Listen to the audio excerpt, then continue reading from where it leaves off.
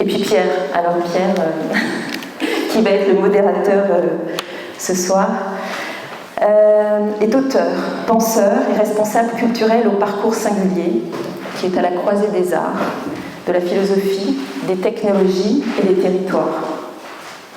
Depuis plusieurs décennies, il imagine et il crée des espaces où la pensée et la création peuvent expérimenter de nouvelles formes, loin, très loin des cadres établis.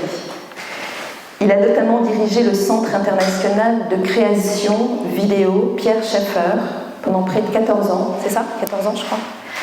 L'un des premiers lieux européens consacrés aux arts numériques et à la création électronique, devenu sous son impulsion un laboratoire international de réflexion et d'expérimentation autour des liens entre la technologie et le sensible.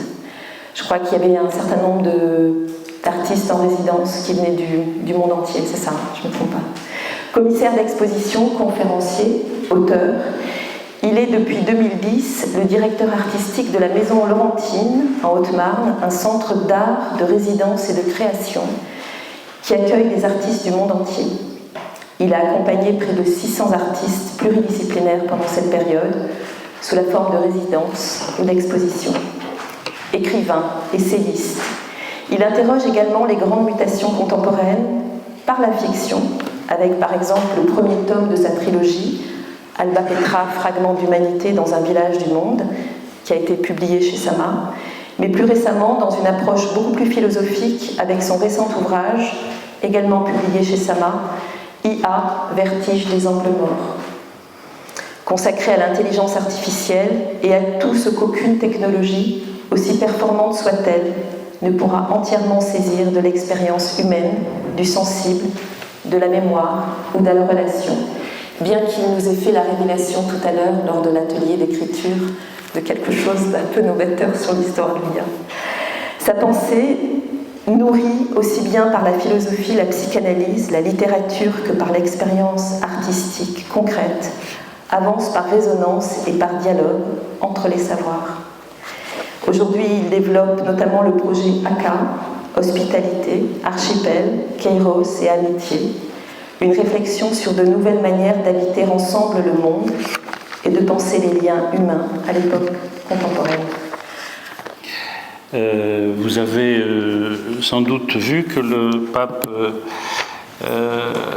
nouvellement pape Léon XIV, a publié une nouvelle encyclique que je vous recommande de lire, qui est consacrée à l'intelligence artificielle.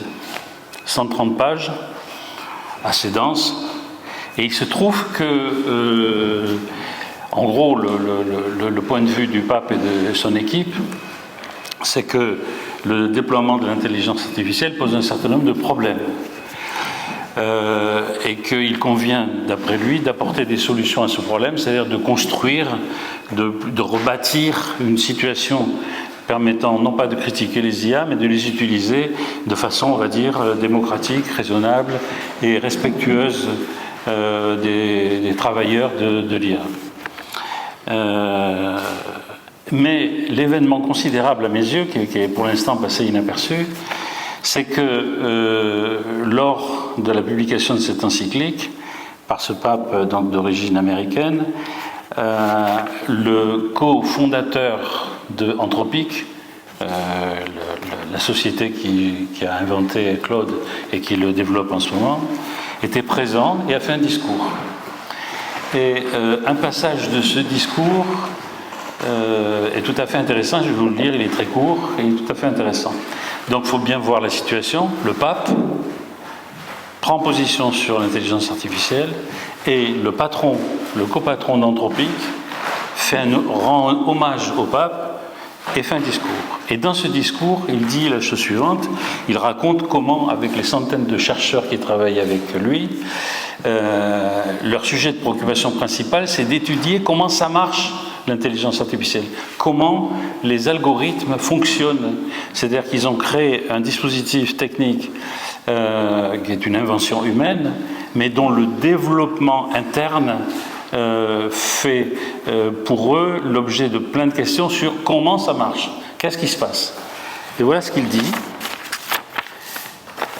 Donc s'adresse au pape. C'est pas rien, c'était la semaine dernière. Hein. Je vais être honnête. Nous ne cessons de découvrir des choses qui sont mystérieuses, voire troublantes. Il parle de ce qu'ils sont en train de découvrir dans le fonctionnement de l'IA.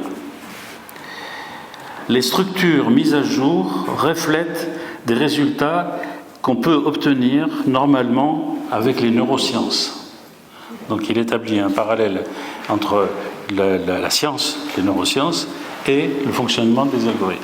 Et il poursuit. Nous trouvons des preuves, écoutez bien les mots, d'une introspection. Nous trouvons des états internes qui correspondent fonctionnellement à la joie, à la satisfaction, à la peur, au chagrin et au malaise. En clair, il s'est passé cette semaine cet événement mondial qu'un pape associé à un pape de l'espace cyber nous informe que désormais, quelque chose se passe qu'on ne comprend pas, qui est mystérieux, qui fonctionne comme un cerveau, qui est susceptible de générer chez les utilisateurs des sentiments de malaise, de peur, d'angoisse et de joie. C'est-à-dire normalement des sentiments qui sont plutôt référencés à la transe mystique, plutôt référencés à l'univers de la création artistique, etc. Voilà, je voulais attirer votre attention là-dessus parce que alors qu'ils nous disent que tout n'est pas mauvais dans l'IA, et c'est juste, c'est vrai, moi je l'utilise tous les jours, je travaille tous les jours avec Claude sans aucun problème. Mais ils nous disent que quelque chose est en train de se produire, qui n'est pas contrôlé, qu'ils ne comprennent pas, et qui met à jour des dispositifs, au fond, qui sont les dispositifs de la pensée. C'est une information capitale, sur laquelle il conviendrait de méditer. Le pape, lui, dit des choses extrêmement intéressantes, il faut vraiment lire ça. D'abord, il dit que l'intelligence artificielle n'est moralement pas neutre, okay, que seule l'éducation sera nécessaire pour apprendre à en maîtriser les risques, donc il pointe les risques, et que ça implique la mise au point d'un code éthique commun à l'ensemble de l'humanité. Donc on n'est pas sorti de l'auberge. Il faut désarmer. Et donc, la métaphore de tout ça, c'est qu'il faut désarmer l'IA. Quelques mois auparavant, Barbara Cassin, qui est une anthropologue, philosophe, académicienne,